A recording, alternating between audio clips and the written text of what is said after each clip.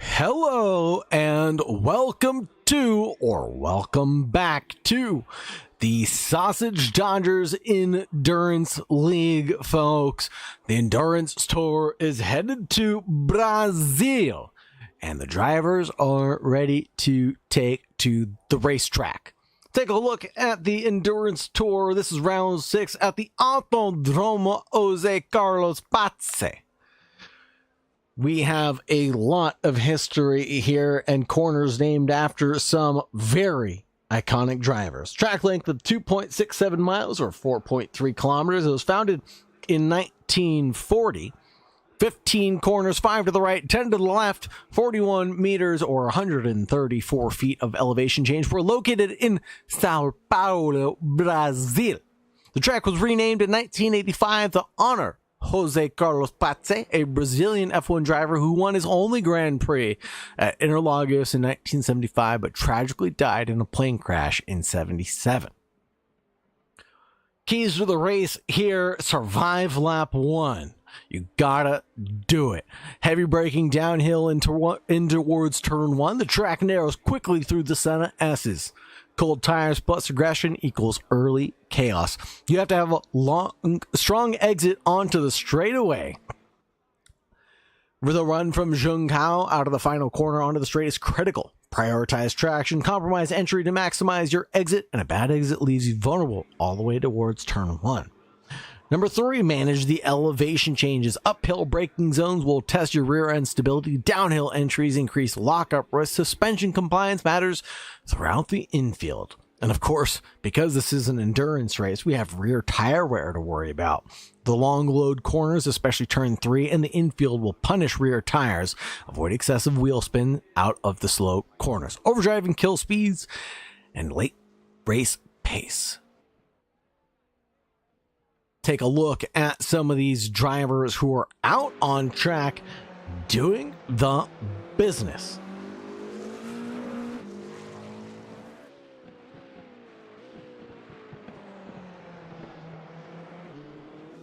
Right now we're looking at the man, the myth, the legend himself, Mark Richards. All green for him, but we see purples from Oliviani and Daniel Moffat. What time is going to be set by Mark Richards when he gets to the line? Cuts it close, coming out of the final corner there, gets to the line, puts one together. It'll be half a second back from Oliviani's time, who's in the lead. 1:24.92 is the new benchmark to be met.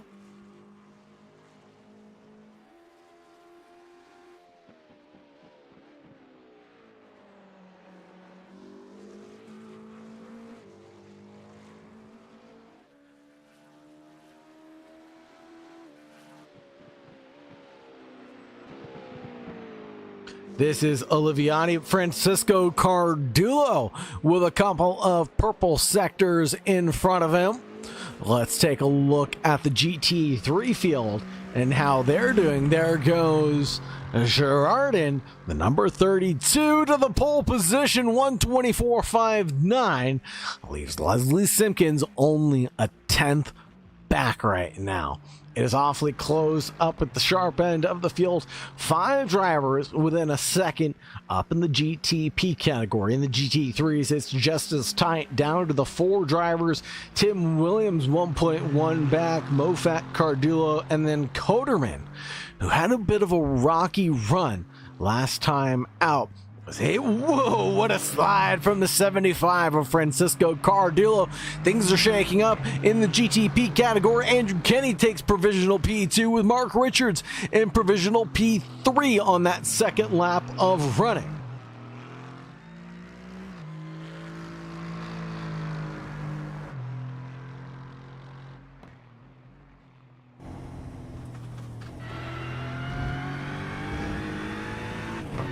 On board now, there's Daniel Moffat getting to the line, has some purple sectors as well, a 132.451. Looking good at the top of the charts for him as he completes the second lap. Let's stay on board for this full run of things and see what he can do. All the way up to nearly 250 kilometers per hour into the braking zone for turn 4. Run all the way wide before cutting back in towards turn 6 now. Here's the run all the way to the infield. This is where it gets tight and tricky. Turn 6, 7 lead into the S's of 8, 9, and 10. Back-to-back runs of getting on the throttle, back on the brakes, patiently waiting for the traction, getting back on throttle again, hitting the loud pedal as hard as you can down to the floor, getting on the brakes again for the top of the key of turn 10, Bico de Patio. And then we go through turn 11. Turn 12 of Junkao is going to be nearly flat out once you hit the apex there.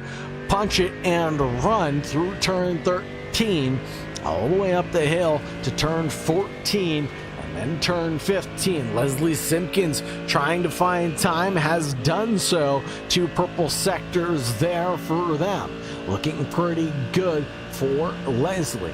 Let's switch over to the driver who's gaining more and more time. Leslie Simpkins puts in a 1:23.228, 53 thousandths off of Alejandro Girardin, who's still out there putting together their final lap. Simone Massey, no Francisco Cardulo stitches one together, a 1:32.057, steals away provisional pole in the GT3 category. Simone Massey, Marahan Koterman, Simone Darsh, Tim Williams, and Nick Ewers all running together.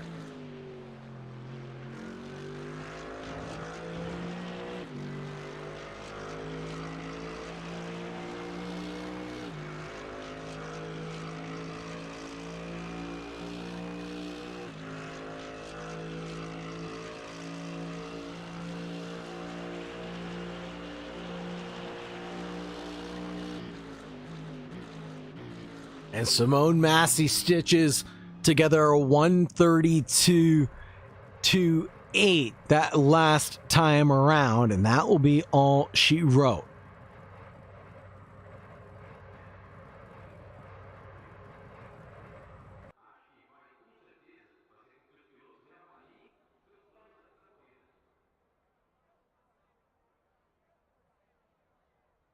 Nick Ewers, Simon Darsh, Simone Massey still out there running. Lewis Fichtner, Jake Andrews finishing up their qualifying run. Take a look, quick look at Simon Darsh from the chopper here.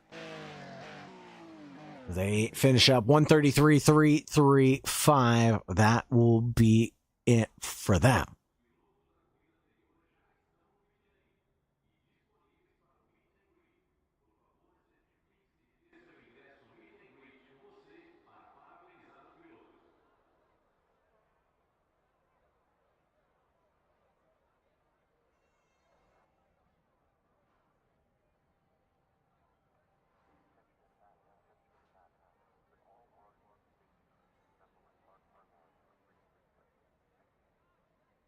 Finishing up the qualifying session now. Waiting for the results officially to get posted for the qualifying run. And we will get them to you here in just a second. But for now, let's take a look at the points that we have, because the drivers have been battling out for some time now and continue to battle it out. So the point standings stays quite close in the grand scheme of things. Let's take a look at those points here for the GT3 category. In P1, we have Joshua Gruning for Team Gruning with 134 points. And Maurice Schuler, Florian Savecki, Stefan Wall. Simone Massey, Francisco Cardulo, Florian Brand, Toby Toti, Marian Koterman, Daniel Moffat into the top 10. There's the top 18, and over to the next page. We have plenty of drivers running in this league. We have nearly 25 in the session right now.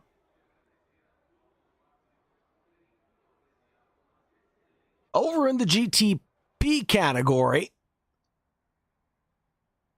it's just as tight. Alejandro Girardin, Mark Richards, Thomas Oliviani, Andrew Kenny, Leslie Simpkins, Sander Blau, Paul Cook, Louis Fischner, Oscar Corbett, Jake Andrews, Robert Svor, Matt Simpkins, Jonas Joberg, Noah Osbedelston, Joe Binder, Christian Barker, Vincent Sparinger, Simon Music. From Music, it's Diego Moreno and Edward Kizix, rounding out the 20 participants in the GT3 category. Holy Toledo. Cannot believe the number of participants we've had driving with us so far. And of course, SDK does this again.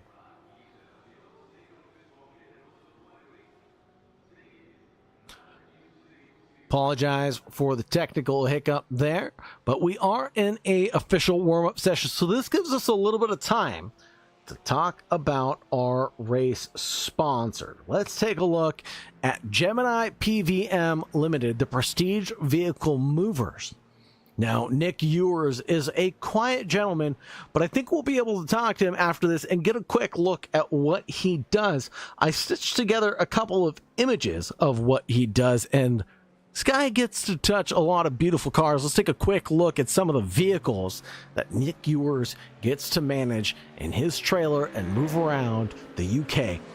From coast to coast, from end to end, Nick Ewers and Gemini Prestige Vehicle Movers will move your vehicle safely without any collisions or without any damage incurred. Nick Ewers and Gemini Prestige Vehicle Movers are the company to use. Look at the class, look at the condition of these cars. They're absolutely phenomenal looking and amazing. Nick Ewers does an amazing job, and we hope to talk to him after the stream. 2 minutes into the warm-up session, we've talked about our sponsors. We've already taken a look at the championship standings. We've looked at the race info. Now it's time to look at the results from qualifying as well. Pulling up the GT3 results. It was Francisco Cardullo in the lead by 0.2 of a second in front of Simone Masi, the number 69. Nice. Daniel Moffat in the number 12, and then Marhan Coderman in the numbers 966, half a second back. Simon Darsh in fifth place, Tim Williams in sixth, Nick Ewers, Luke Andrews, Adam Greaveston, Vincenzo Stagnito, and Toby Andrews, not setting times in the GT3 category. Over to the GTPs, it'll be Alejandro Girardin, the privateer, Leslie Simpkins, and then Thomas Oliviati. Paul Rocky Cook in fourth, next to Andrew Kenny, who we were talking to, and he talks about having a lot of pace here and consistency. So he's 1.1 back from Alejandro Girardin, but his consistency is always there. We saw him do it at Road America, pulling out a great finish there from the back of the pack, so expect some good results. Mark Richards there in sixth, Jonas Joberg, Jake Andrews, Robert Zvor, and Louis Fischner rounding out the GTPs.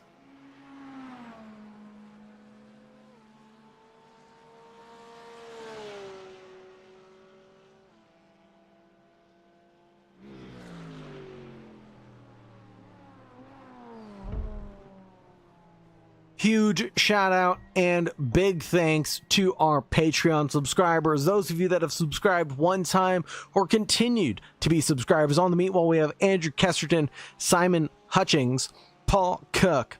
Thank you very much to our tier 1 subscribers as well. Those are the monthly donos that keep on coming in, that make the lights turn on and the broadcast keep going, keeps the servers online for events like this. Leslie Simpkins, Andrew Kenny, Mark Richards, and Jack McCarthy in that tier 1 category. In the tier 2, we have Mickey Phipps, Andrew Kesterton, And then we have, I believe, one more, Simon Darsh. And I'm going to get it right this time. It's Simon Darsh, not Simone Darsh. Miss Frank GS in chat saying, Forza Stagnito, let's go for Vincenzo Stagnito. He's been a force to reckon with all season long, and I doubt he's going to give it a rest tonight. In the tier 3, we have Jack Jacketson. Wherever you are, Jack, thank you so much for your love and support. You have been a phenomenal asset to the team. Thank you very much to all those Patreon subscribers to keep the lights on and support what Sausage Dodgers is doing. If you want to get involved in the racing action, if you want to get involved in the Discord, come join us. It's all in the description down below. Get involved in the race action, join us on track, and see your car on screen.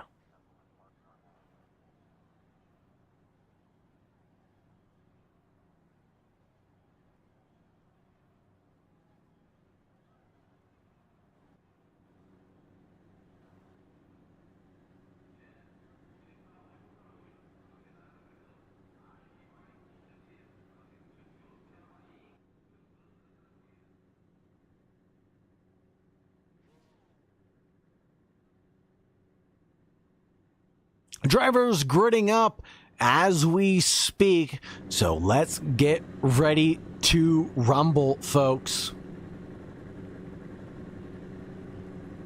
On the grid, we have Alejandro Girard and Leslie Simpkins on that first one. Thomas Oliviati, Paul Rocky Cook, Andrew Kenny, Mark Richards, Sean Soberg, Jake Andrews, Robert Spohr, and Lewis Fischner. In the GT3s, a little bit of a break till they start their race. Francisco Cardulo, Simone Massey, Daniel Moffat, Marahan Koderman, Simon Darsh, Tim Williams, Nick Ewers, Luke Andrews, Adam Greaveston, Vincenzo Stagnito, and Toby Andrews.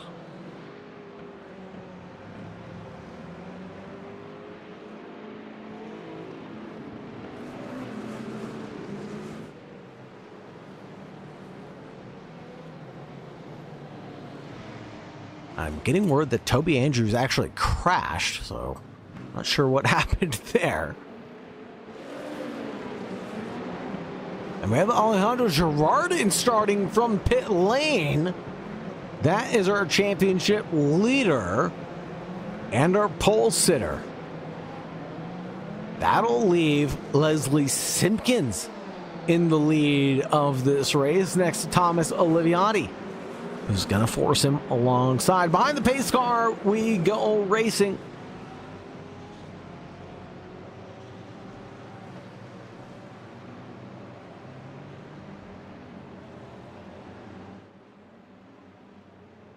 Pace car getting ready to pull in, and we will get ready to rumble here in just a few moments. Leslie Simpkins controlling the field now as the pace car crosses the white line and goes down pit road. Waiting for the drivers to get to the line, and moves being made before the red lights go out. I think the stewards are going to take a look at that one, and it's going to be a gaggle of Porsches in the front of this. Leslie Simpkins, Andrew Kenny, Paul Cook, Thomas Oliviati, all going side by side right now through the Senna S's. It's a little bit crazy. It's a little bit hectic. Further back as well, looking at Jake Andrews, the driver from the UK, doing all right. Looking at the inside line in turn 4, forcing the Sausage Dodgers, a number 11 to go a little bit wide. That'll be Paul Rocky Cook, falling back down into 6th place, having a little bit of a tussle there. Let's check in with Francisco Cardulo, Tim Williams in a little bit of a battle with the man Marahan Koderman, as he's in 4th place for the category. Tim Williams already up 1 right now. The Sausage Dodgers, man, looking pretty good and collected. Alejandro Girardin, though, putting on the pressure. The number 32 has to get back onto the lead lap. Here's the look at Tim Williams as he battles with the number 32, who's on the same lap as him. Now, lap traffic giveth, lap traffic taketh away, and I think the 59 tooketh a little bit more there.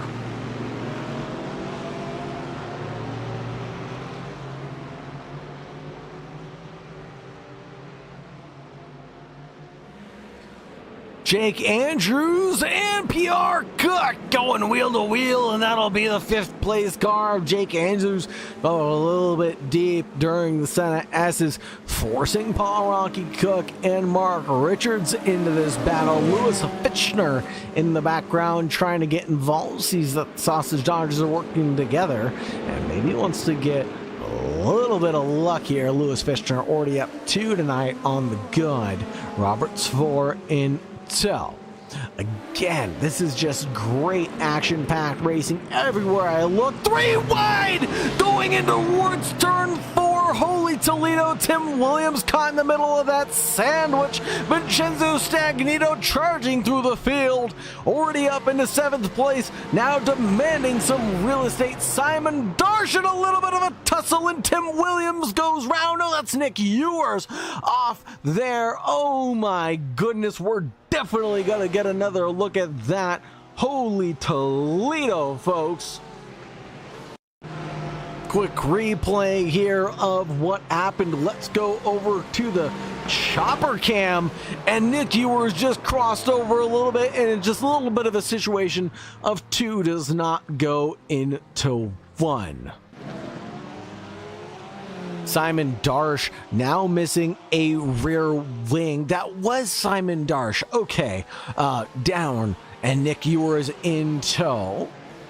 Nick Ewers down 4 positions from where they started. Not looking good for the Gemini PVM, but we'll get around Simon Darsh, number 44, who's missing a rear wing right now. Unfortunately, there goes Ewers through, and the 44 is going to have to come down pit road, unfortunately, there.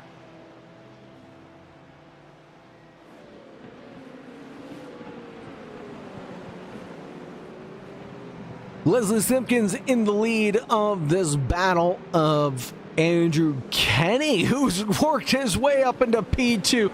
How does he do this? Andrew Kenny stealing away the fastest laps of the race, 1:25.15 that last time around, now up 3. He started in 5th position, remember that? And now his race pace is looking pretty good. He's worked his way up past Oliviati and Jonas Zoberg. Darsh finally completed that pit stop. That was a very, very long one. Alejandro Girardin also finally to the back of the GTP field, 1.8 seconds back from the back of the pack. So has a little bit of work cut out for him now. Oliviati chases Andrew Kenny, Jonas Zoberg in tow as well.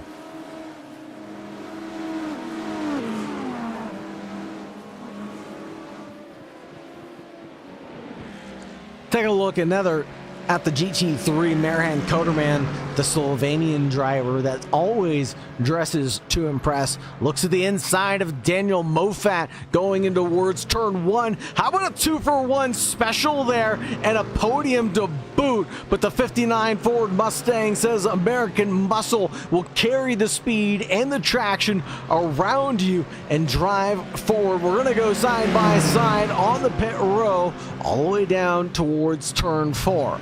Muscle over Mass here. There goes Koderman, the 966, a bump in the rump there. The 59 tries to pull out an over-under, but the parking job there at the apex was too much. Luke Andrews, Daniel Moffat, and who is that? Oh, just Tim Williams and Vincenzo Stagnito wanting to get involved in a little bit of a tussle as well.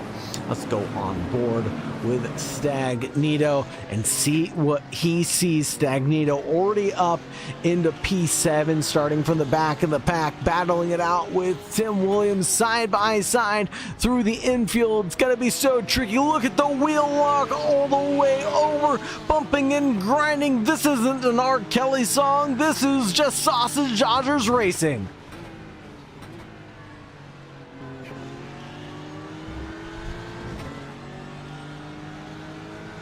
Stagnito again to the inside line.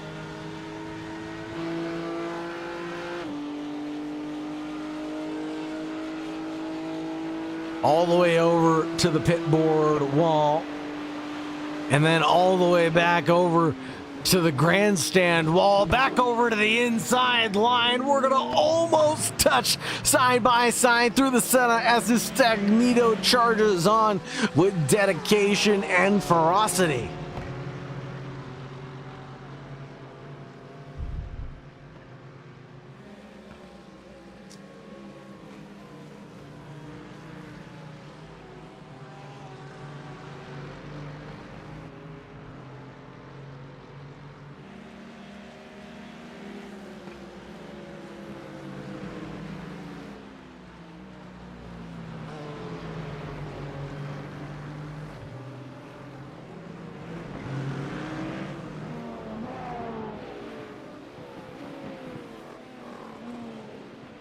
Alejandro Girardin getting around Paul Rocky Cook here. And just made it look easy.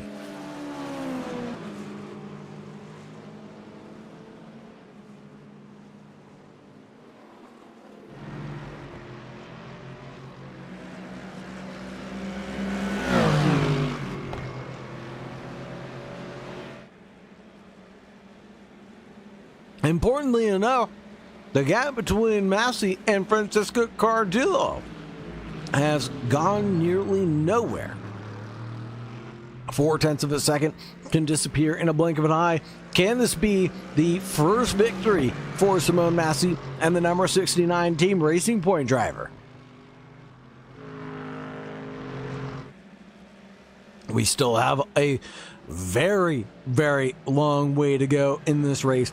1 hour and 6 minutes. The drivers, I don't expect them to go for anything crazy now.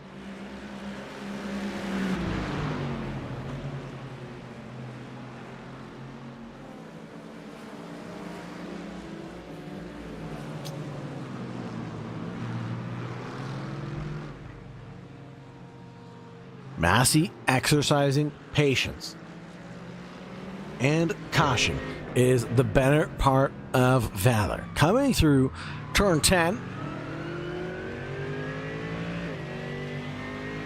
Spit your way out of turn 11 now.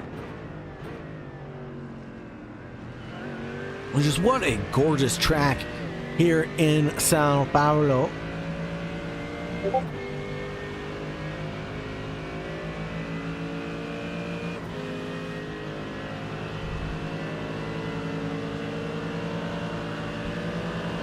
Massey on the run, has the speed, and the charge goes over to the outside line towards turn 1. Knows he'll have the inside line for the following corner, and there it is, the over-under from Massey. Then the number 69 carries the speed and the dedication around Francisco Cardillo. But Cardillo hasn't had enough yet. This is still a battle that's on. 1 hour and 5 minutes left on the clock. Plenty of time for the Italian man to come back from it. Let's take a look at those lap times. Here we go. More side-by-side battling going in towards turn 6 and turn 7. Now, this is where things get tricky and track limits become a thing, because many off tracks will force a drive-through penalty, parking it on the apex. Massey does it there. Now, here comes Francisco Cardillo trying to find any way by, but all this battling is really slowing them down because Luke Andrews, who's 2.6 back, is closing down like a madman. Great battling between the Italian drivers Simone Massey and Francisco Cardillo.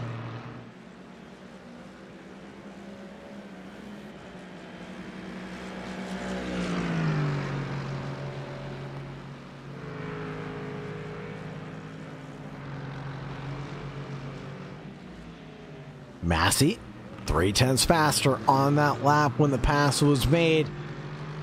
Let's not forget about the GT3 field as well, the GTP field, because Leslie Simpkins has a friend in need. Andrew Kenny, looking for his first win tonight. Thomas Oliviati in tow behind, chasing down Leslie Simpkins out in front.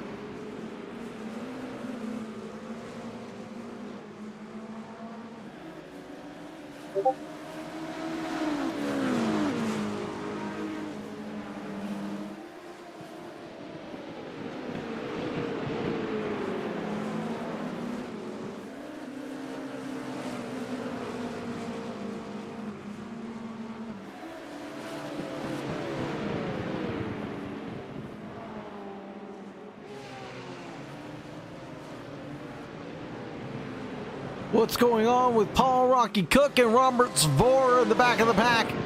It looks like a little bit of a tussle there. And is that Nick Ewers? That is Nick Ewers. Driving the number 55, if I'm not mistaken. Yes, he is. And the GTPs are through nice and tidy. Thomas Oliviati closing down that gap on Kenny, 2/10 down. A battle for P1 is going to be on. Lewis Fitchner crashed. Let's take a quick look. Sponsored by Gemini PVM, the Prestige Vehicle Movers. Coming through turn 1, looks all neat and tidy. The number 13 goes into the back of the 55 and gets clattered by Cardulo. Here's the side-by-side run between Paul Rocky Cook and Lewis Fitchner now. Coming side by side through turn 1, it looks like Paul Rocky Cook has it in the bag and under control for now. Alejandro Girardin has escaped up the road. Around 5 seconds now is the gap between the two of them. Leslie Simpkins still under threat from Andrew Kenny and Thomas Oliviati. There goes the pit stop from Lewis Fitchner, who lost a rear wing. He'll be in the pits for quite some time now.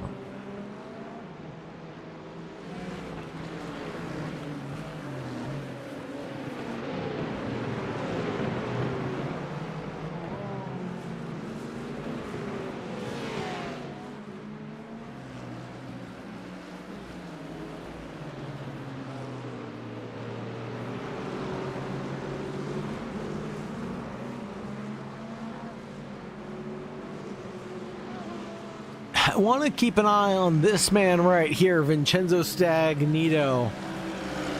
I mean, Stagnito is just such a interesting driver, and his racing style is very much in the favor of making moves and driving with his heart on his sleeve, let's say. I've seen Simone Massey drive with his heart on his sleeve as well, but Vincenzo Stagnito, just, you can see the emotion coming through the vehicle. And there goes a move on the number, who is that? Daniel Moffat, excuse me. Yeah, down in 7th place. What happened to Tim Williams? Tim Williams sitting in the pits. Yeah, what did happen to Tim Williams? Great question. Tim Williams went off track. And let's see if there was an incident. Toby Andrews, Paul Rocky Cook.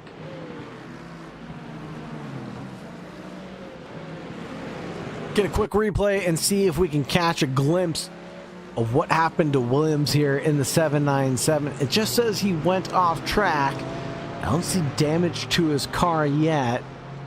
There goes Stagnito looking for a move. Everything looks okay coming through the final corners.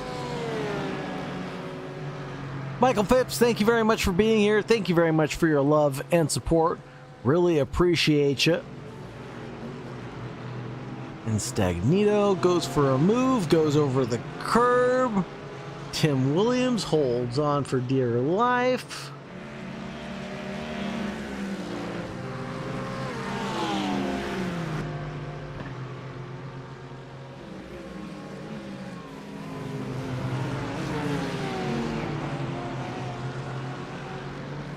Oh no, and there it is. Just got on the loud pedal. And a little clatter with the wall and a warp to pit lane will end that tussle. Francisco Cardulo ended up getting around Simone Massey for P1. We're going to take a quick look at how that was done, and it looks like lap traffic giveth on this occasion. As the GTP car went through, so did Simone Massey. Excuse me, Francisco Cardulo, the number 75.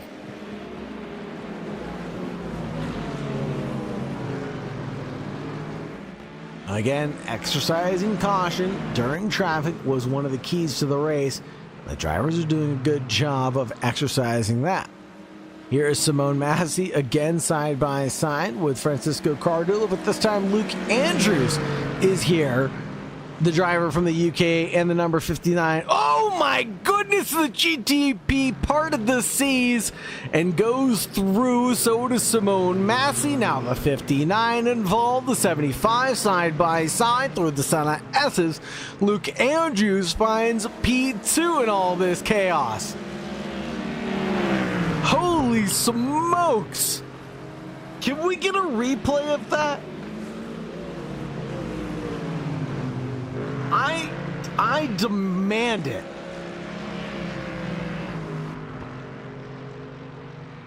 From the chopper cam.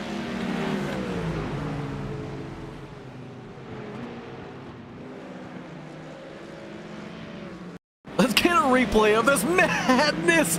Comes through the GTP. Luke Andrews in the number 59 sends it on the 75, mounts the curve for good measure, but so does the 75, gets a slower run through the S's, leaving enough space for Luke Andrews to charge his way through. But the GTP absolutely made that whole scene happen, just working his way through the field and letting the 59 walk through. Absolute chaos. Sausage Dodgers racer coming in saying different to stay on track when a BMW can't stay on line to take a corner. An extremely difficult situation here, especially in the multi-class conditions. Here comes Luke Andrews into the lead of the race potentially. Look at the stamp and ascend on the 69 going through. He does a great job of keeping it onto the pavement and charging his way through. Luke Andrews now into the professional lead of the race, but Simone Massey ducked out from the toe and falls in line. The GTP doesn't know where to go because he's got a gaggle of cars in this battle. The 87 just backs out cautiously and says, I want nothing to do with this. Comes out in the middle of turn 5 between turn 6. Luke Andrews still in the lead.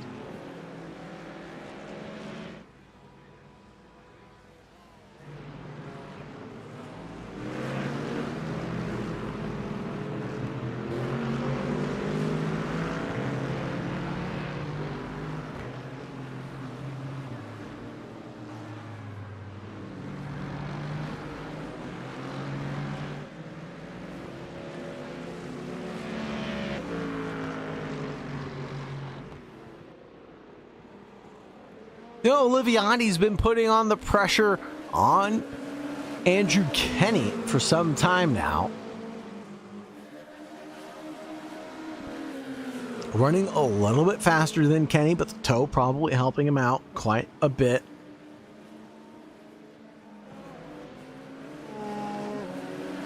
They're working together, but staying within touching distance of Leslie Simpkins, who's in the lead of the race. Lots of off tracks being called now. I'm saying 5 from Jake Andrews right now.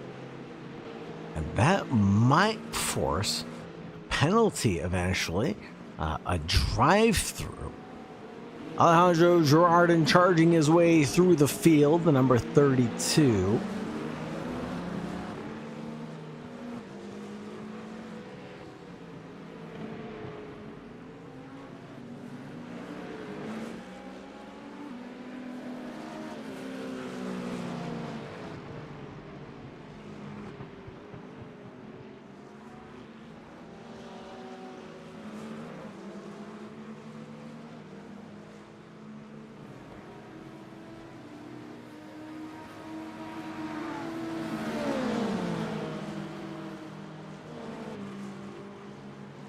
Andrews finally getting a little bit of a breath. 124.4, his personal best. 124.4 also, though, from Girardin.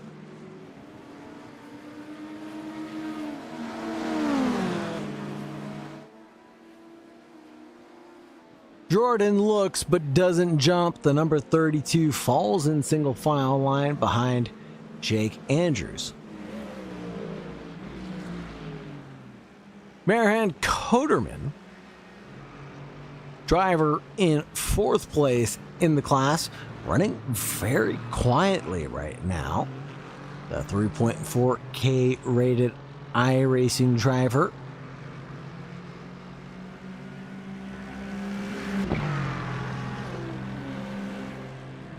.5 back from Francisco Cardulo, who was in the lead of this event. Now chasing down Simone Massey.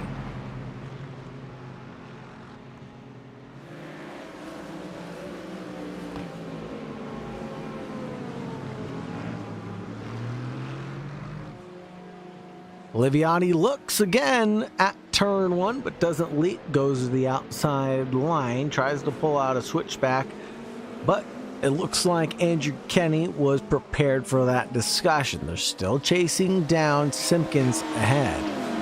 Gap was 7/10, now down to half a second, slowly chipping away at the time. Again, we have 51 minutes remaining in this race, folks. Plenty of time for the drivers to get settled in and make moves when they feel like they're comfortable. But there's no need to put the pressure on this early.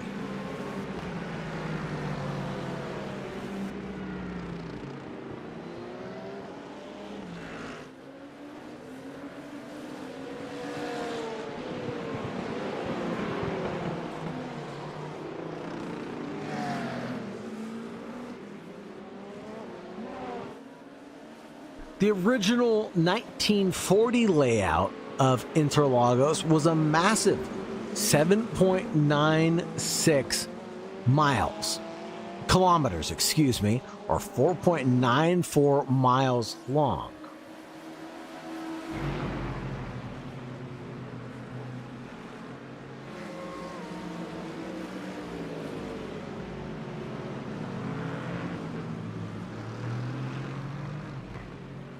It features long sweeping corners. It was shortened to the current 4.3 kilometers or 2.6 miles in 1990 to meet some of the modern safety standards.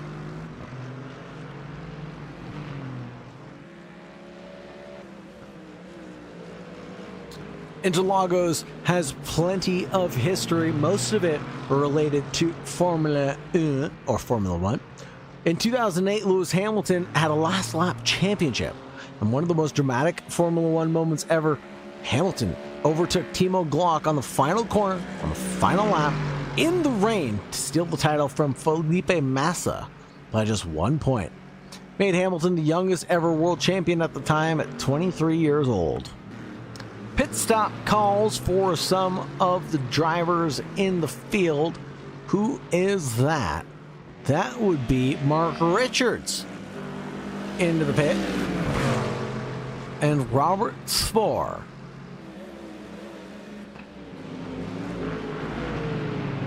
Now the question is can he drive this to the end? I didn't see an incident from Richards.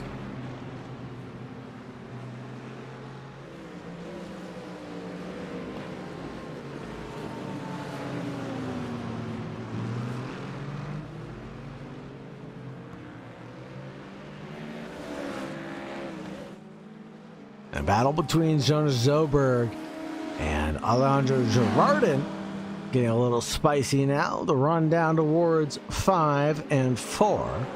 Girardin to the inside, 32 there and comfortable. Sends it on Jonas Zoberg.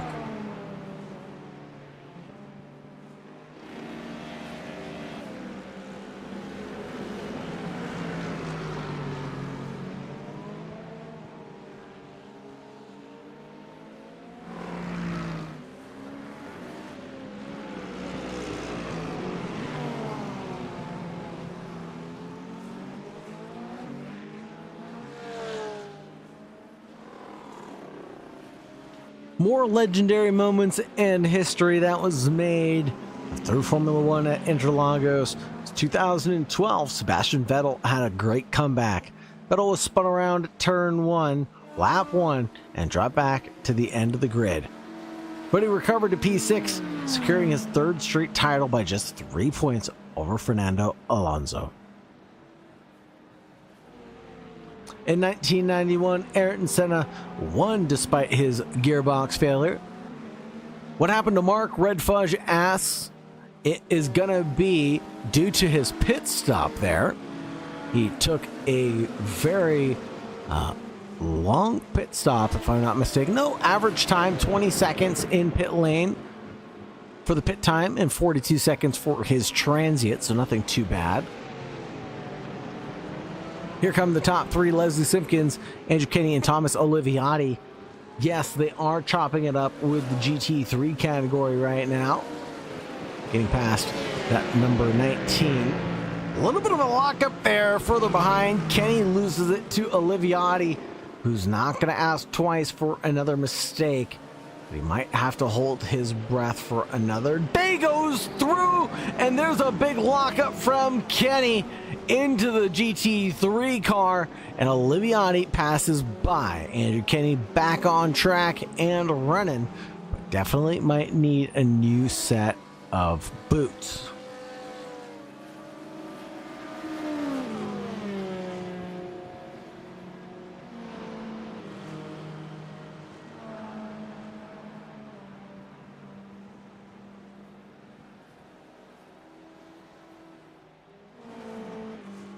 Kenny now into the pits.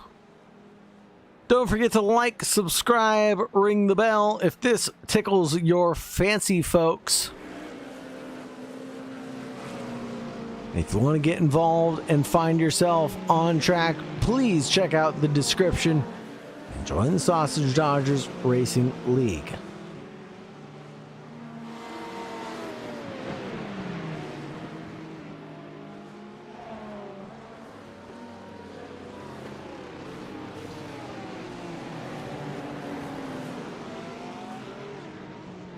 Lap traffic giveth, lap traffic taketh away.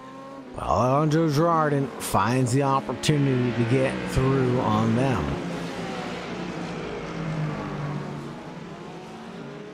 Now, Girardin only a half second back from Jake Andrews.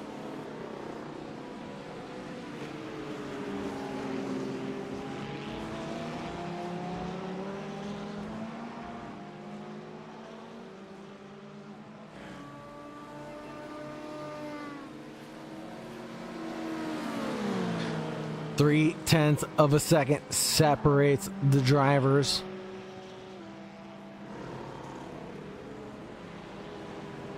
Alejandro Girardin definitely has the pace as he was sitting in pole.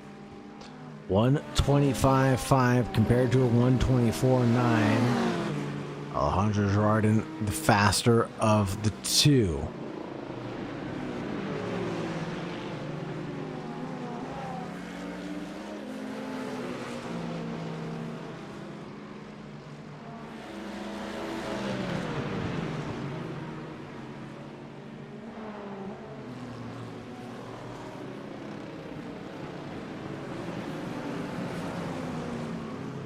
Again, traffic takes away sometimes, but it also presents opportunities for them to make moves.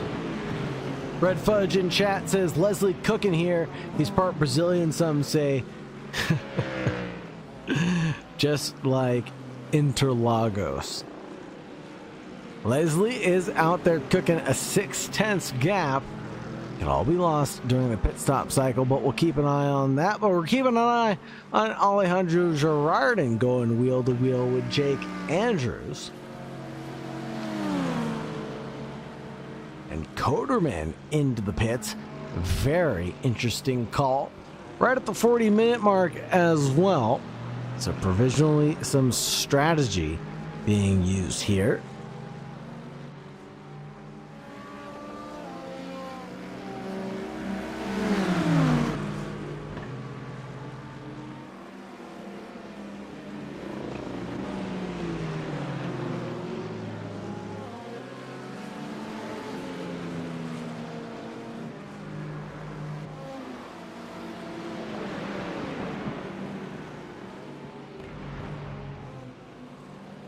Alejandro Girardin, definitely one of the most exciting drivers to watch on the grid, because she is shaking and baking.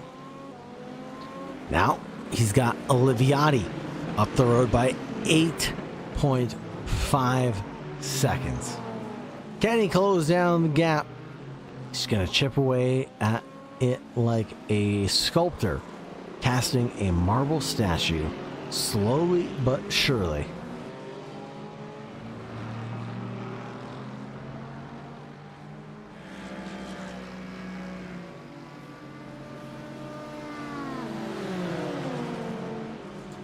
Thomas Oliviati, Leslie Simpkins right now. Awfully close on track is Simpkins closing it down. He's in maintenance mode, I would believe.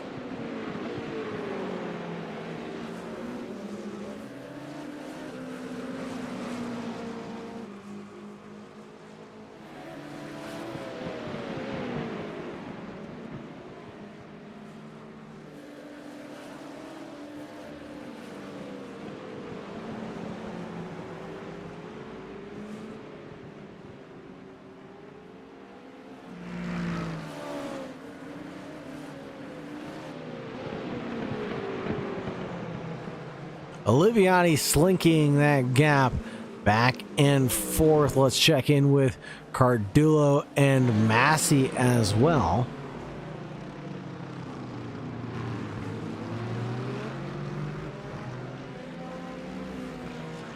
Cardullo in the Aston Martin. Definitely putting the hustle on the car in front.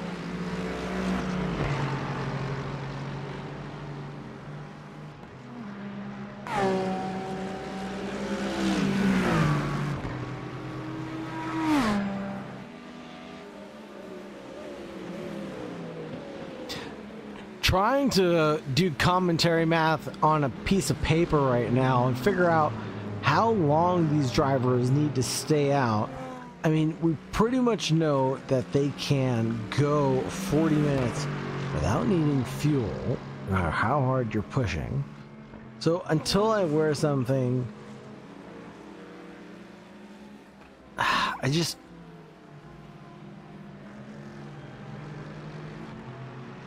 When do you take your pit stop? And is it worth it to continue battling is the question. These guys hustling each other around the Interlagos right now.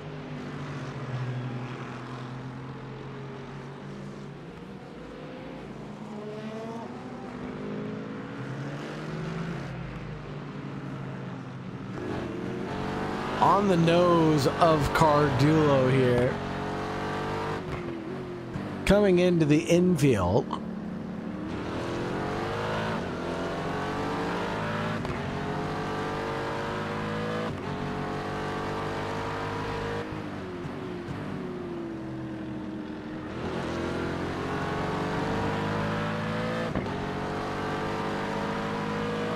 The charge, the run is good, but not good enough.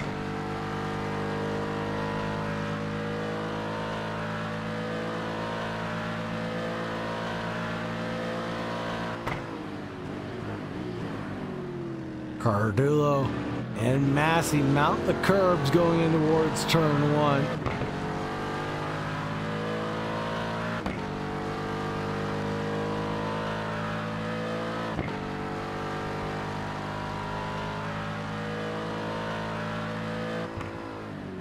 Oh, the move, the lick of the stamp, the send on the 69. Holy smokes. Cardullo from another zip code looked at Simone Massey and chose violence.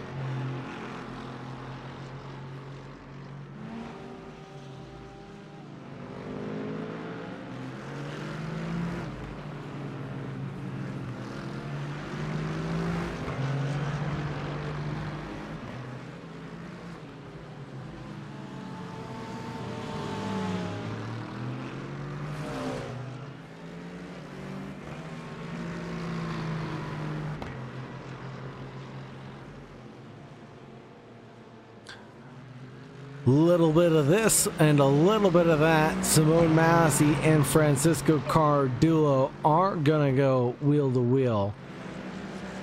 37 left to go. I think the pit stop cycle will really break it down for all of them. Bring these packs closer together so we can see what they're truly made out of.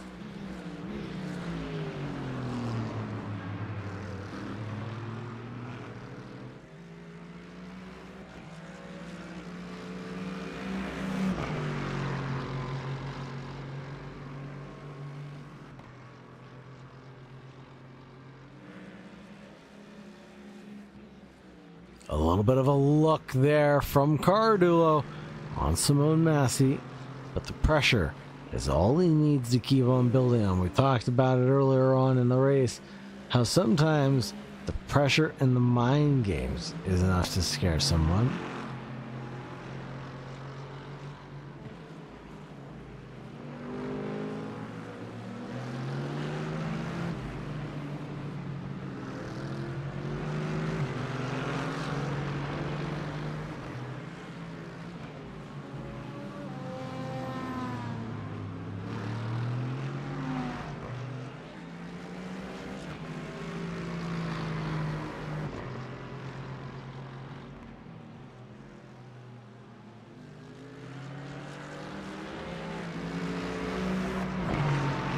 Now Simone Massey is 6/10 back.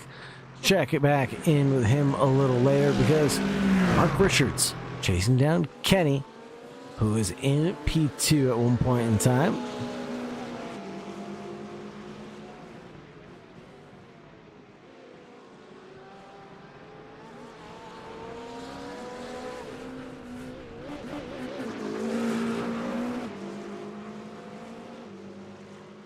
And it is all quiet on the Western Front here for the Sausage Dodgers. The Leslie Simpkins, Thomas Oliviati, Alejandro Girardin, and Jake Andrews will round out the top four.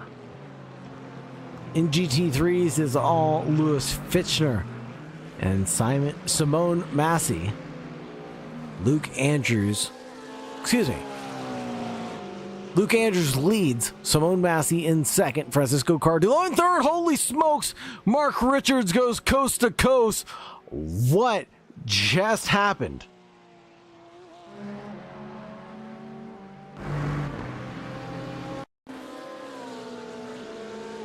Quick replay of what happened to the number 420. Did they touch? And he just goes around. I don't understand.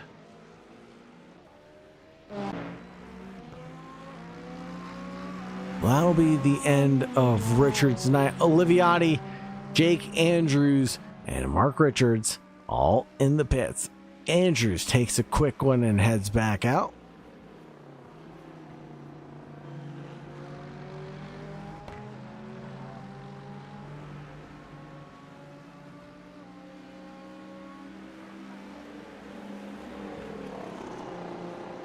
One thing I have to commend is, for the most part, how well the GTPs have navigated some of the GT3 traffic. It's not necessarily easy here at Interlagos, although they do host endurance events here.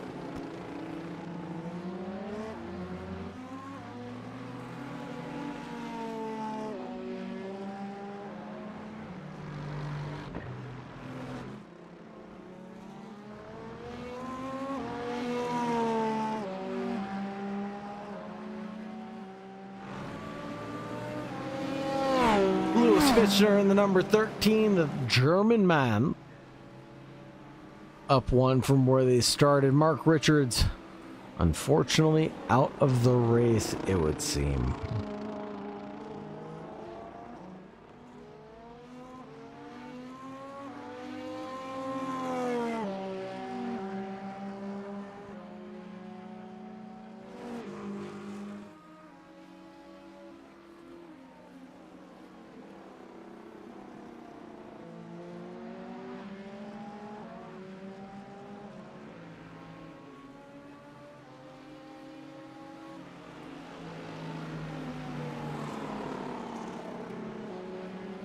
Fisher not in a battle with the driver behind,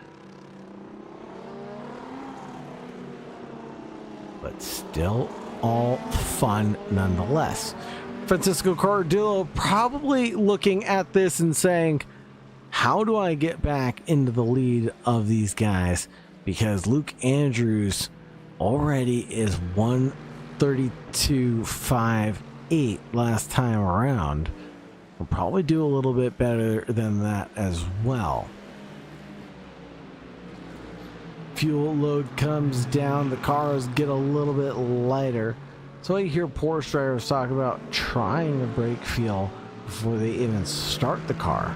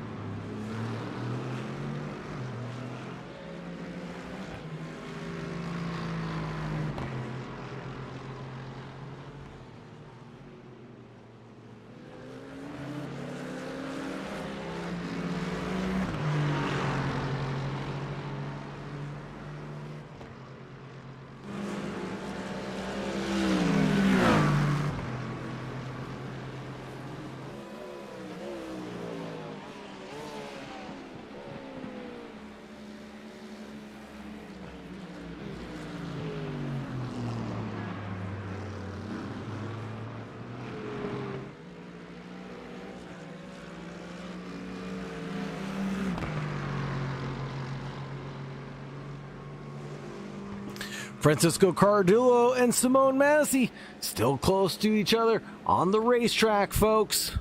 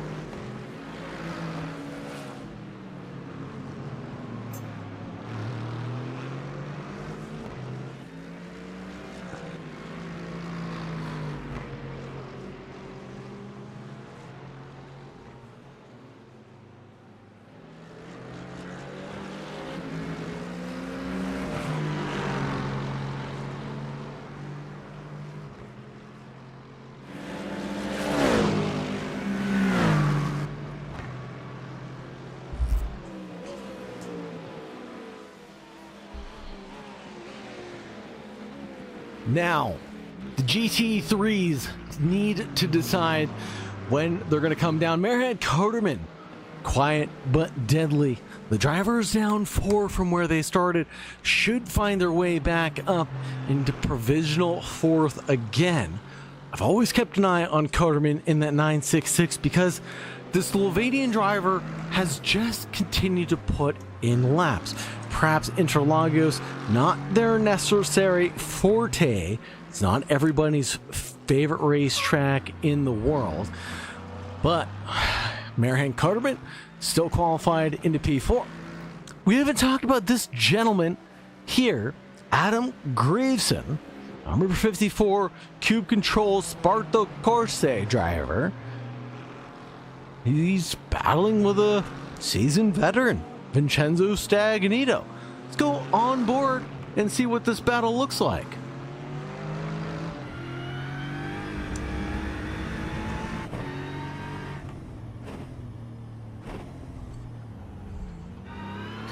Andrew Kenny battling with Gerardin.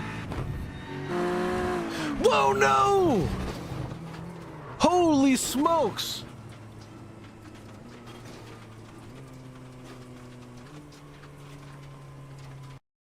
We're going to need a replay of that. What is going on?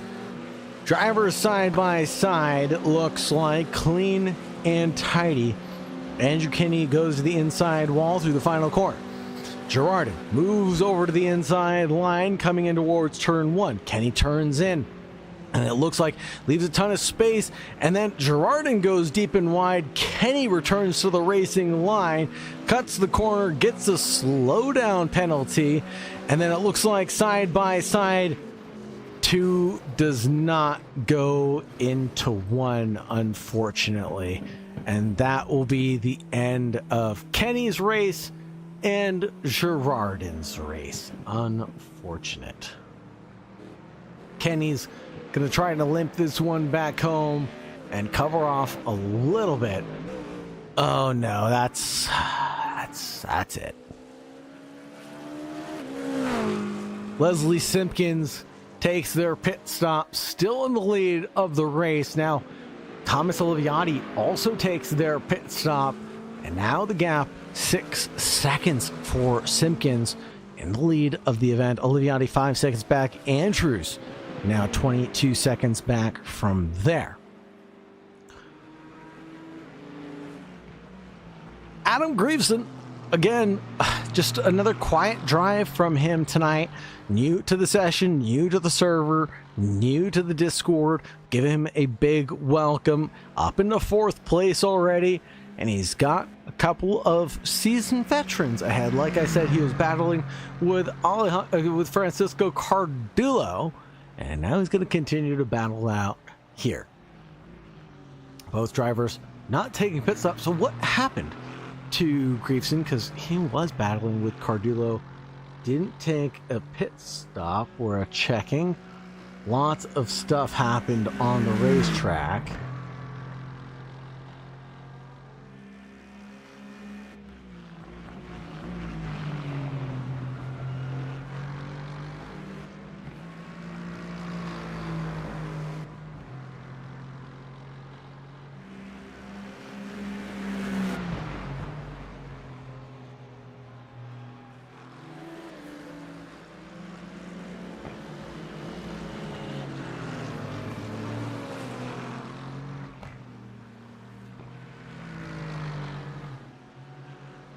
Now, the silence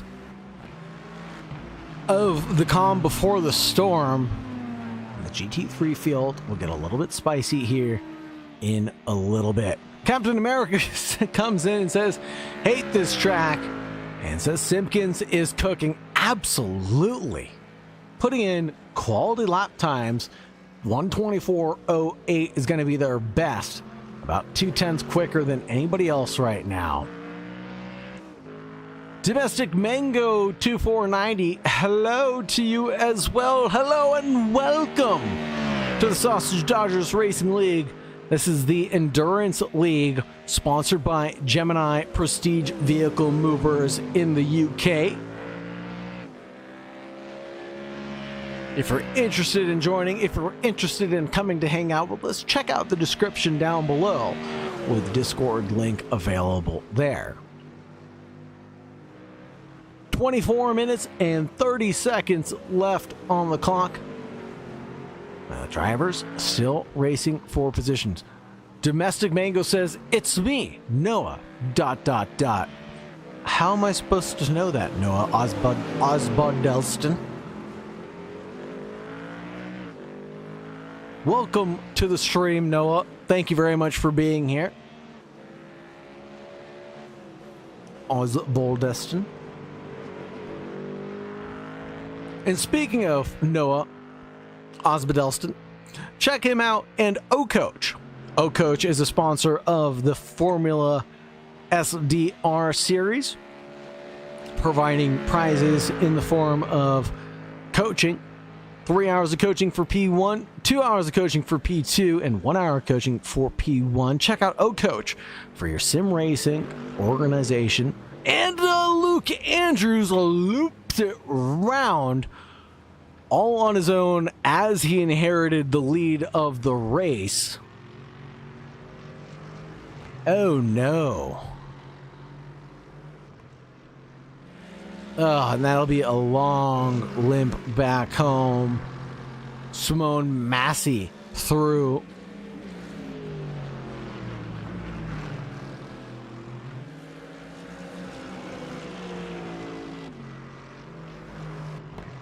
Well, Domestic Mango, They can't all be bangers. Can't all be bangers, but we have a stacked grid. We've got 21 drivers in this endurance league. We've got 7 in the, we had 10, excuse me, in the GTP category, and we still have 11 drivers in the GT3 category. Not too shabby. Luke Andrews still limping it around in P4, trying to bring it home now.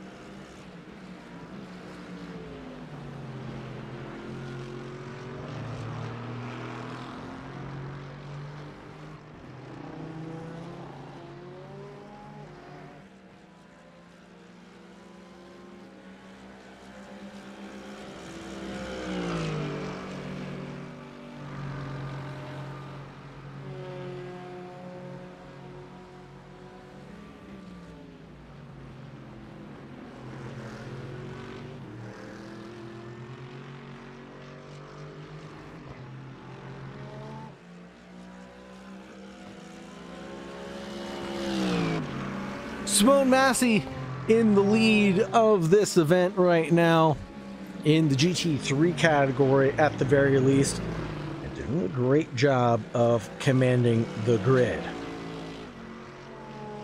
Battled it out with Cardullo early on and fast, continued to push when it was available to do so.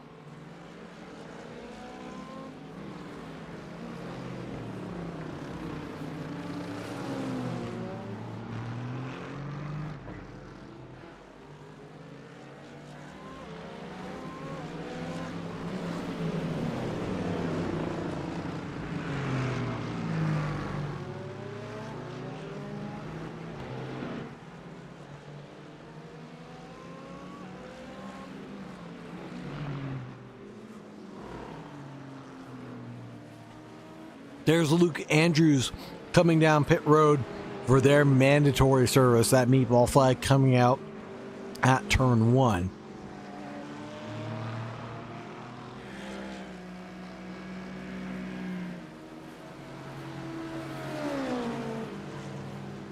I'm actually really excited to talk to someone after this race, especially Leslie Simpkins, who I don't think has won an SDR race before. So this will shake up the championship quite a bit, especially with Girardin getting no points.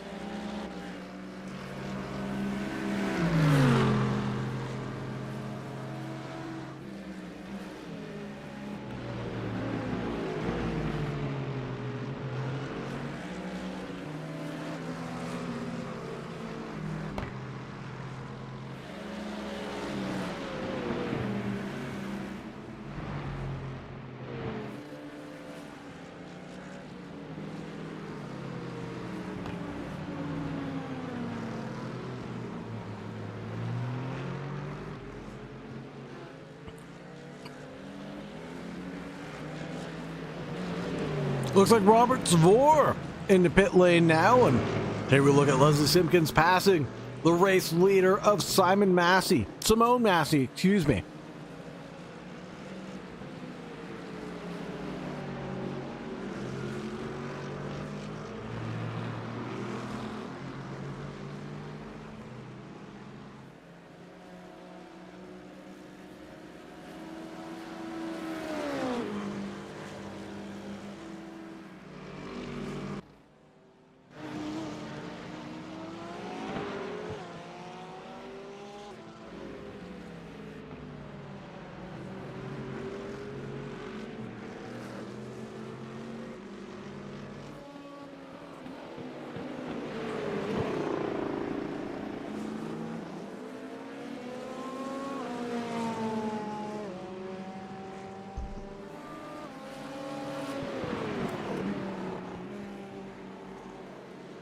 On the right-hand side of your screen, you will see the battle for 6th in class. Robert Svor has a little bit of a wiggle, and Lewis Fichtner finds a way through.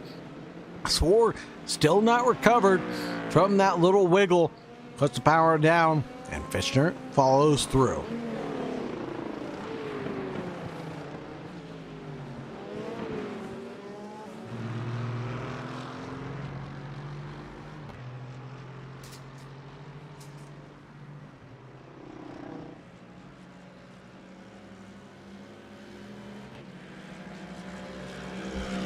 Daniel Moffat, driver from the UK, has an enemy combatant behind him.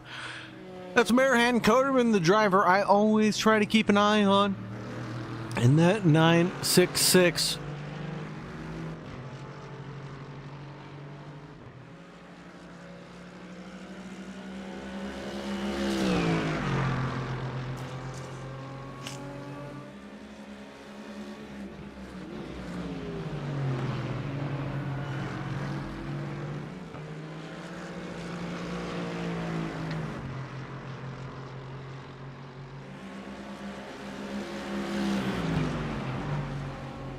Take a look at these lap times.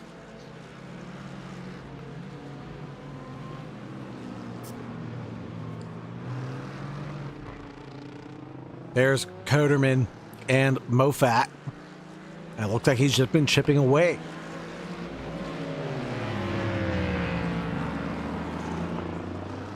Big mistake on lap 32. Small mistakes thereafter. 3/10, 4/10, a tenth.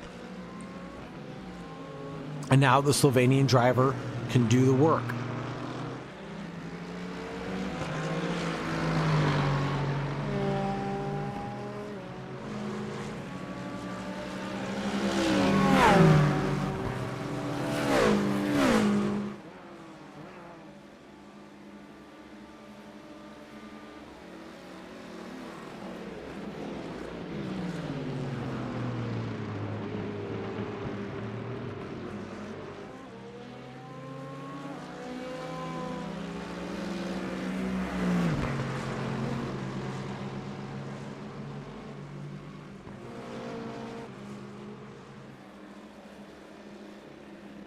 Here comes lap traffic, the 33.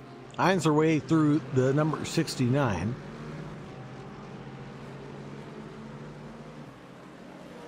I love multi-class racing so much. It is always so exciting to watch, so entertaining. There's quite nothing like it. Coming through on the wounded, it looks like, Robert Svor.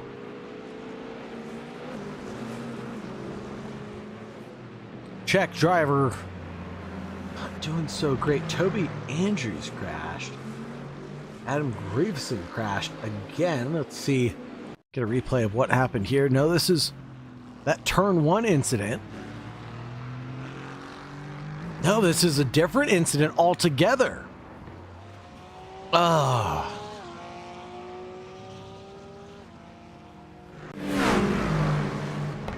Check out what happened to Toby Andrews now.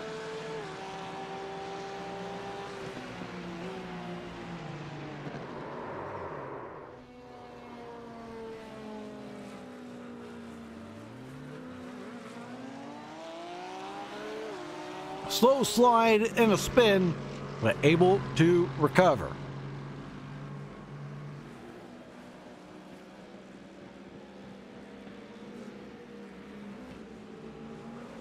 Here we go. Francisco Cardullo blinks, comes down pit road. Let's see what Simone Massey's response is.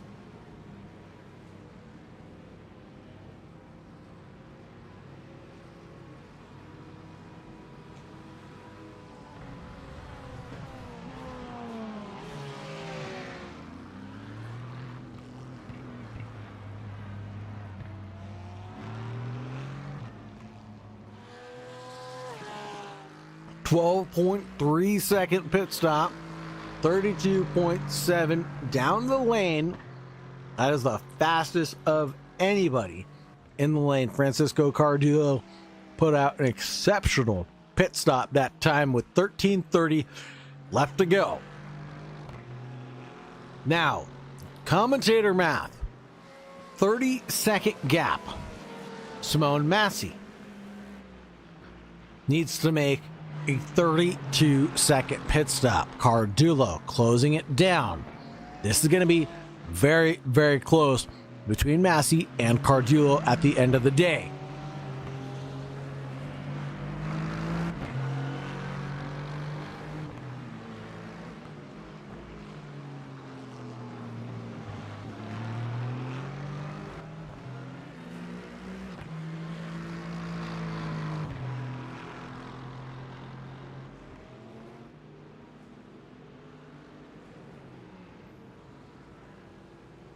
There goes Massey down pit road.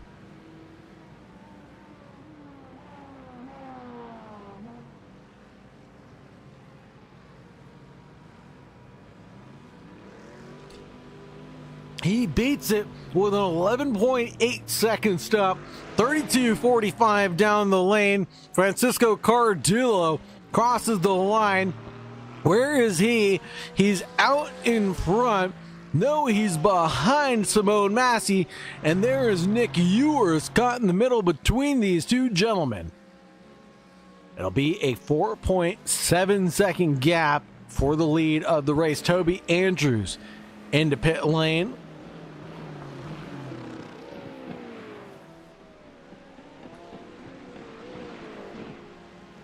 And somehow, despite the accidents that Adam Graveson's been in, he's still in third place in the GT3 category.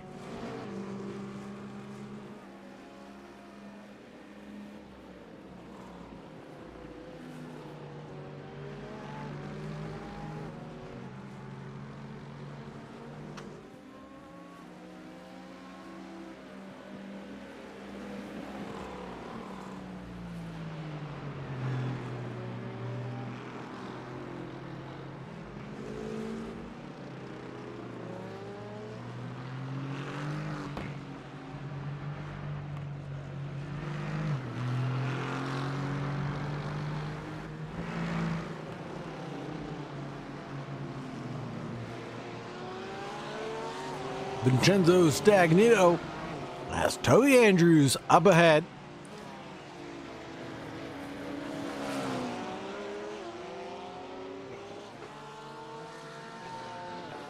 Actually, the battle for fourth in class as looks like Graveson is about 9 seconds up the road from here.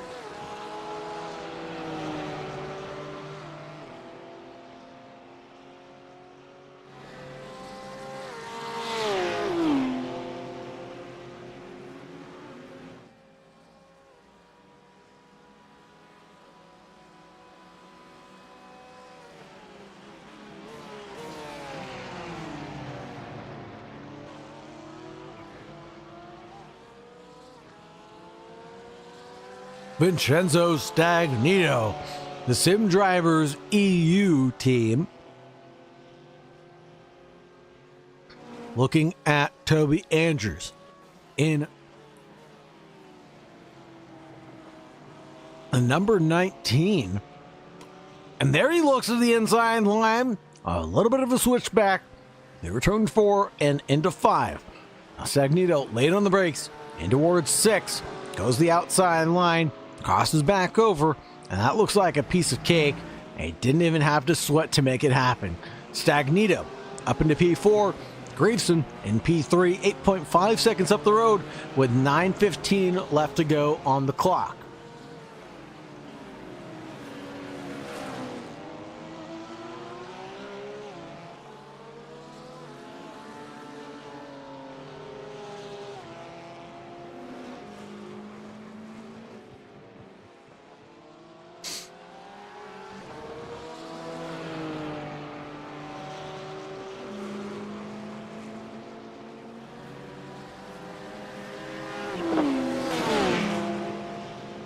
Xbox 360, Edo and Brucia Ganja say cheers for Oliviati in chat.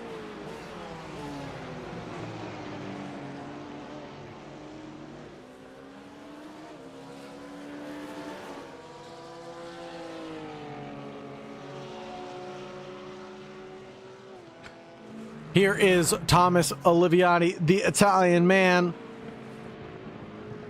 For towing racing team, it looks like. Driving the number 17, 8.5 seconds back from Leslie Simpkins. Kind of in control of this race, gained that one position that he needed at the beginning and really hasn't looked back since.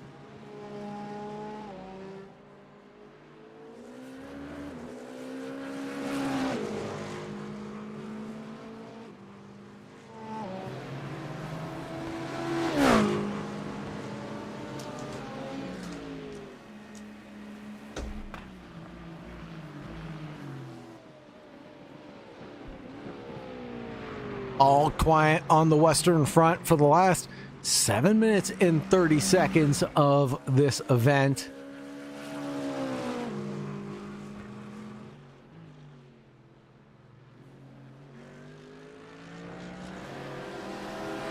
Oh, there's Stagnito and Paul Rocky Cook getting close to each other on track.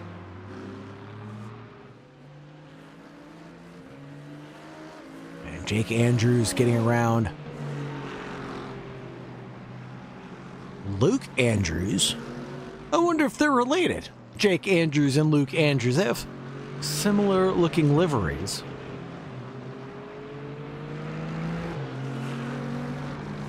Xbox 360 Edo says, yes, he's the Italian horse. We're here is your Italian horse. I believe in Italian they call that the, correct me if I'm wrong, the Cavalieri Rampanti. The prancing horse, am I correct?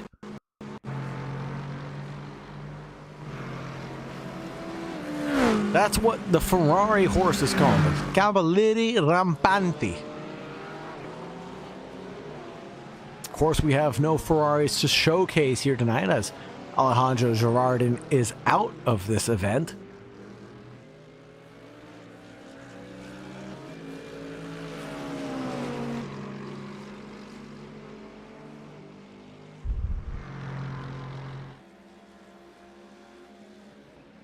.540 left to go. See, I know a little bit of Italian.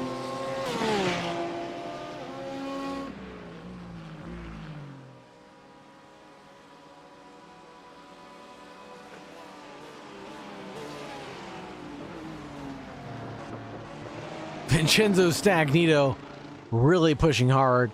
He's got a 7.5 second gap to the car in front. That'll be Grieveson.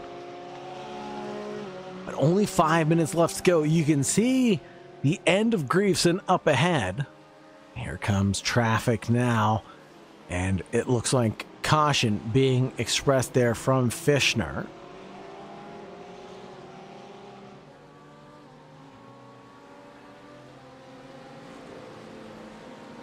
Good moves from the German man, getting through the GT3 traffic with relative ease. Captain America asks, how's Simpkins getting along? Wondering how he's cooking. Leslie Simpkins, I've tried to avoid him, to be honest with you, okay, Captain America? Because there's such a thing as called the commentary curse, is when you start saying nice things about someone, you start complimenting their driving style, something goes wrong. The commentator's curse is a real thing. So I'm not going to say anything nice about Leslie Simpkins right now. I'm just going to spit out facts, okay? Last lap around was at 124.55. His opponent behind, Thomas Oliviati, 125.99. Best lap of the race belongs to Leslie Simpkins, a 124.08. He had a long pit lane time, 21 seconds, and a long pit lane transit time of 41 seconds. But things are looking good right now as that 8-second gap has expanded itself to nearly 12.3. He is looking good and commanding this race right now. Again, comes around and to the line. Let's check in with what his lap time is. It'll be a 125.15 that last time around. Still looking good and consistent. We can go on board with Simpkins and see what he sees.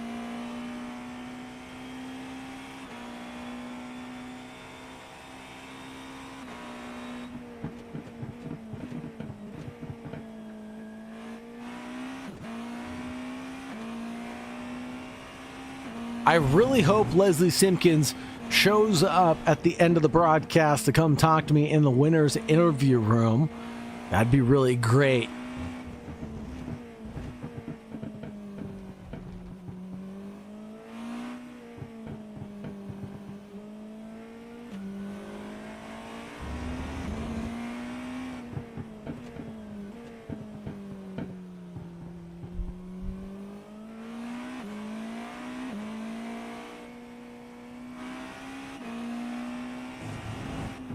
Looking good. Look at how much of the track he uses as well. That's where the speed comes in, is when you're confident enough to go coast to coast on the curbings on entry.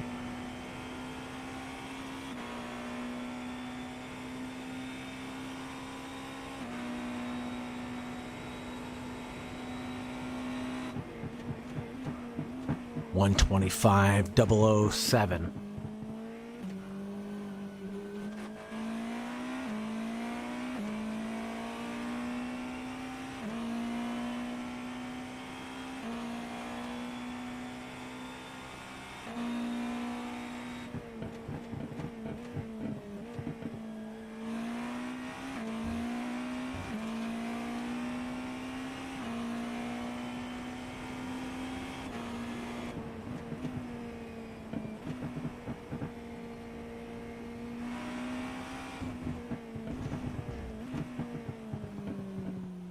$120 left to go. This is gonna be the white flag lap.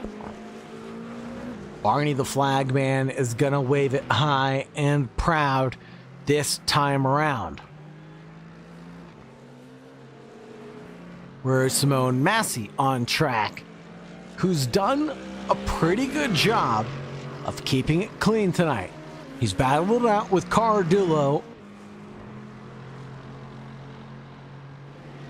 Things look good for the number 69 tonight. Finally, a win for the number 69. Leslie Simpkins, though, really didn't have much competition, to say the least. He was in charge of the race from green to checkered flag.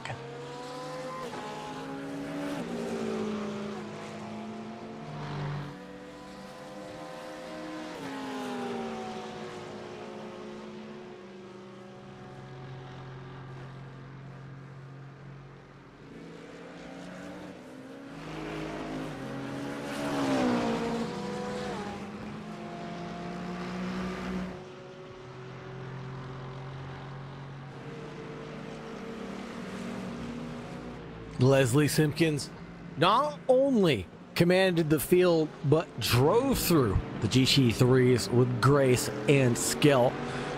Number 33, Sausage Dodgers driver, will be on top provisionally, of course.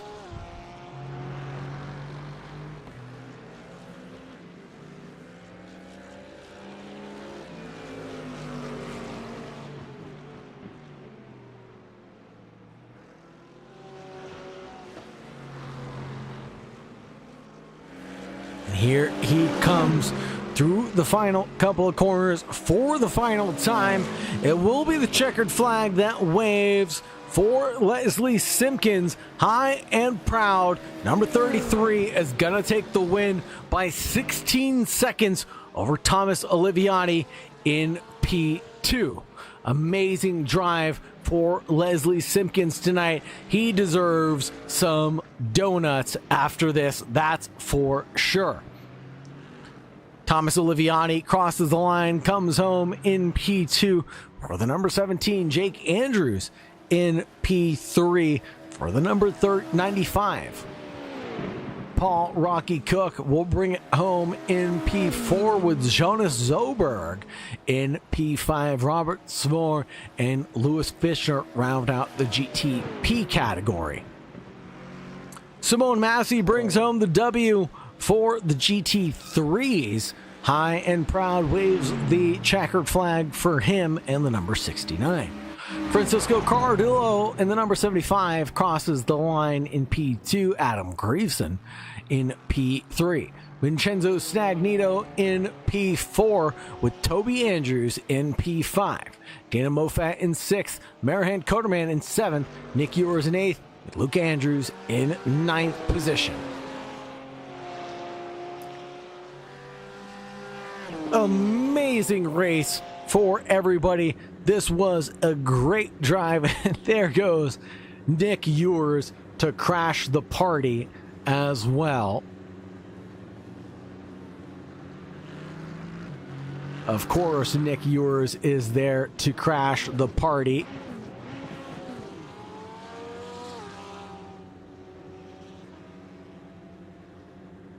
of the screenshot right now. Let's head back a couple of laps.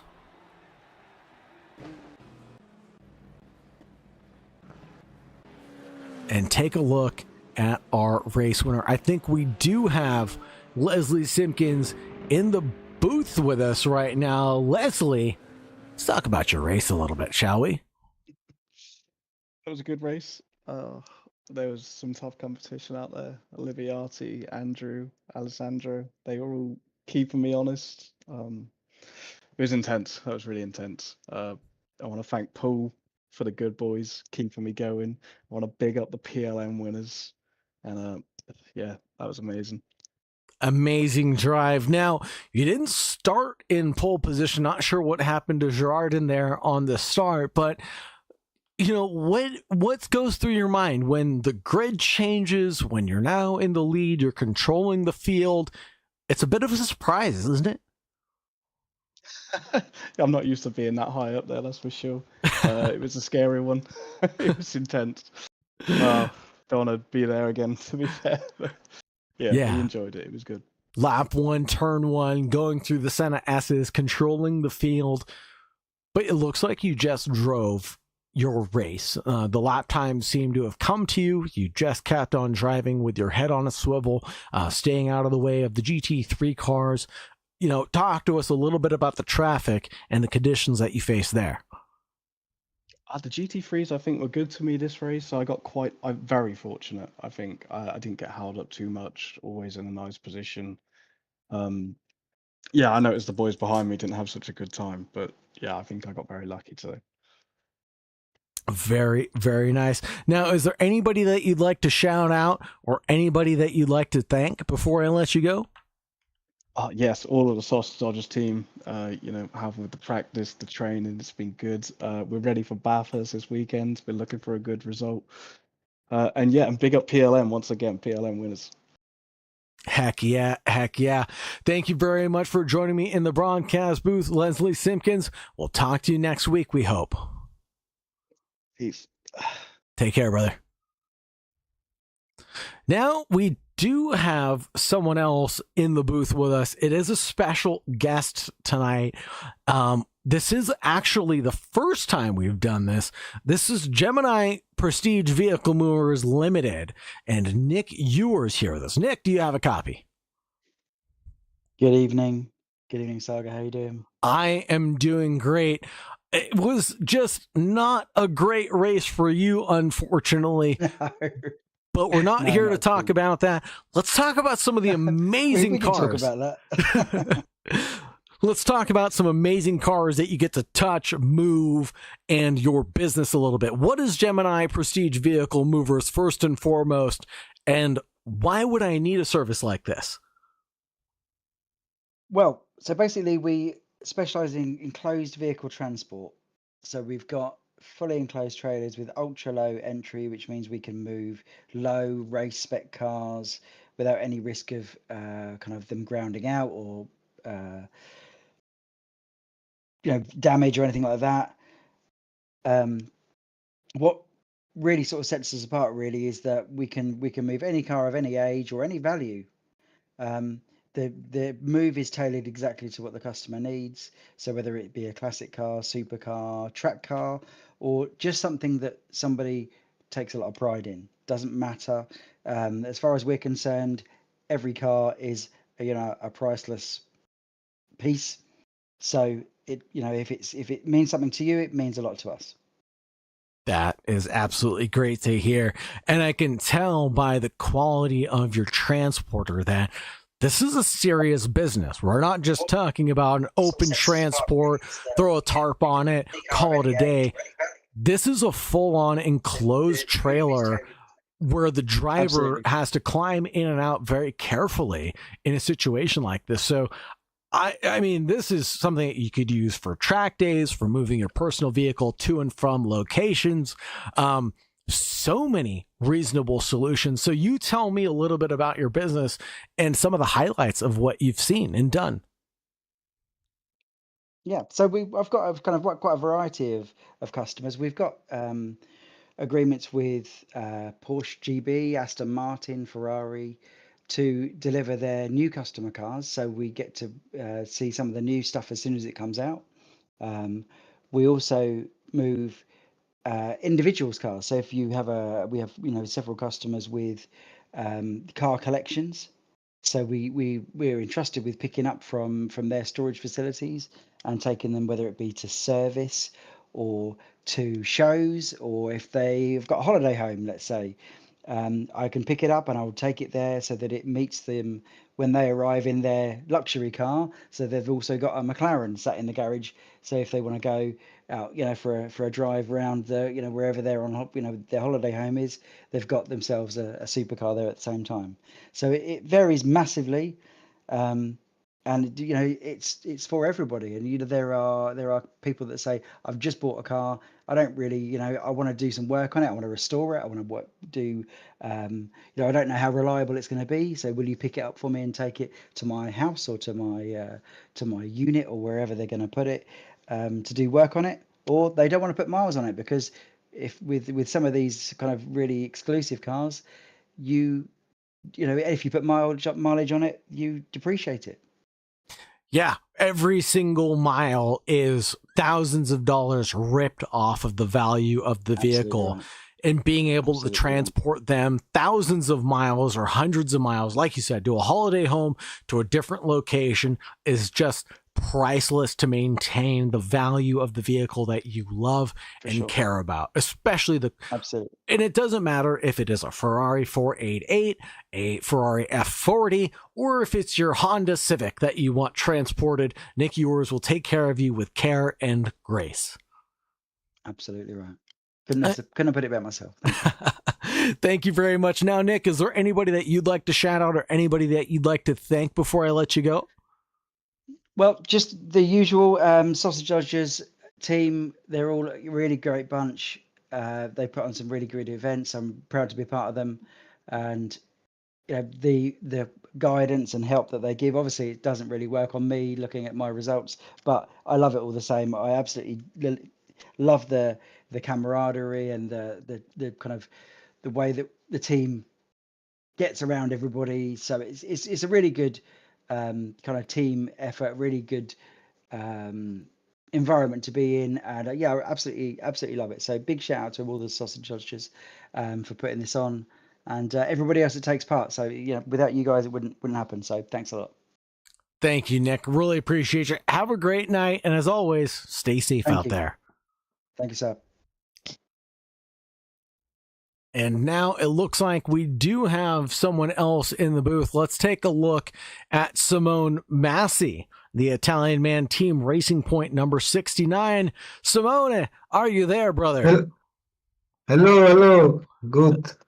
I'm nice. Very, very happy to victory in the race. It's a very strong race with Carduno, good battle. I'm not fast in the track, but I victory. Okay. Very good battle, very good fight with Cardulo. Yes. Carduno is very strong for me tonight. Yes. One pilot is team 69 is Ford Mustang. Is very fast, but not finish the race. I'm victory for me, but two second for me. But this race, it's first. It's lucky me, lucky for me. Well, in order to win, you had to show up, and you did. You did so very well, and you'll get a haul of points for this victory tonight here at Interlagos. Now, Simone, do you have anybody that you want to shout out or anybody that you want to thank tonight?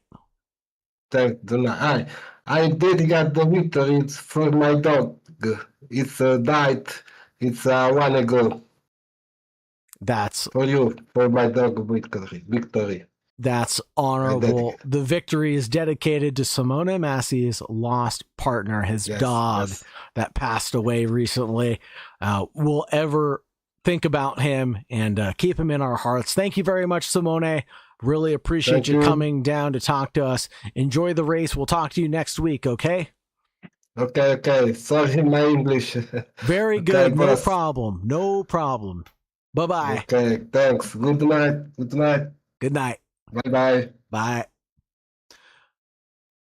So that was Simone Massey, the winner of the GT3 categories as well, that we were able to talk to. But for now, I think that's going to wrap things up for us, folks. It's been a great time. It's been so much fun. Thank you very much for sticking around and being with us. Really appreciate all the love and support you guys give here at the Sausage Dodgers Racing organization. Couldn't be here without the Patreon subscribers. Couldn't be here without our support of Nick Ewers and the Gemini Prestige Vehicle Movers. It just is so amazing that we have a culmination of all these people coming together just who love to race. It's amazing. I'm here for it. Thank you for letting me be a part of it. I really appreciate it. Have a great night. And as always, make sure you stay safe out there. Goodbye for now. And like I said, stay safe.